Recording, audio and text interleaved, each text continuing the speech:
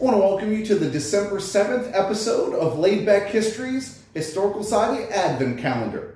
Let's see what we're going to talk about today.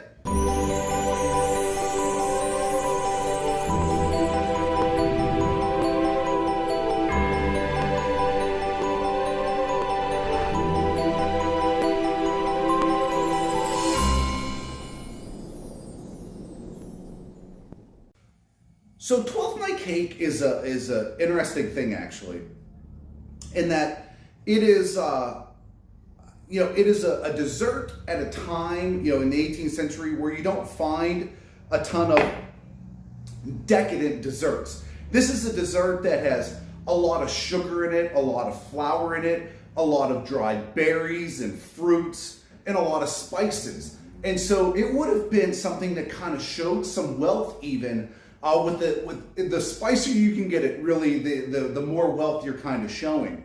And so a 12th night cake is, of course, for the celebration of 12th night. In the 18th century, especially in this region, you see them celebrating 12th night more than you would actually see them celebrating Christmas. It's not until later on in the 19th century where that kind of changes.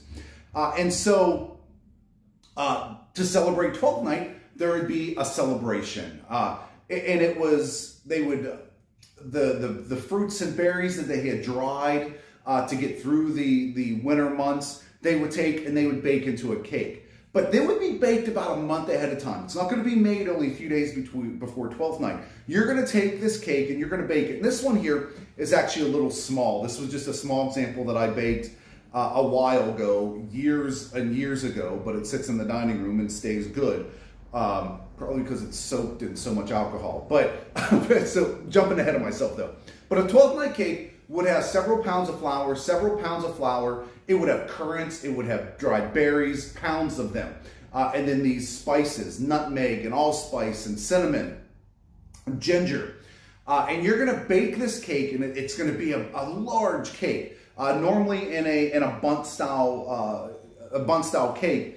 But you're going to bake this thing, and then you're going to let it age. But as you let it age, you're going to soak it. Every day, you're going to go in and you're going to pour some rum or some brandy over top of it, and you're going to let that absorb in.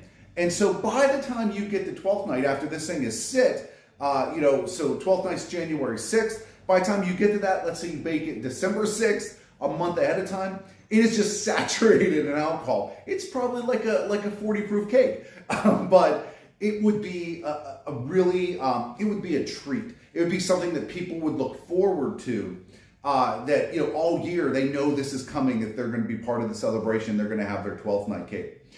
Because you would have had so many flavors and it would have been a different palate than what you're used to, because you're getting all those berries, the sweetness of the dried berries, the sugar, but also that alcohol. And all those spices, the spices, especially in this area, because you can't get a lot of those in, is going to show a lot of wealth. And so 12th night cake becomes a huge treat. And then what they would often do is they would bake into it a dried bean. And so cake is cut, it starts being passed around. And if you were lucky enough to get the piece with that dried bean, you were either the queen or the king for the night. And you get to choose the dances, you get to choose the music, you basically get to plan out the night. And so it's just one way of being, of celebrating 12th night with this cake, but also taking it a little bit further and having your king or queen of the day. And so this is the predecessor. You'll find the king's cakes down in New Orleans, and sometimes the queen's cakes you'll see. This is the predecessor to that. These 12th night cakes. So just an incredible treat, something that would have been very much looked forward to and would have been a real treat on January 6th at the celebration of 12th night.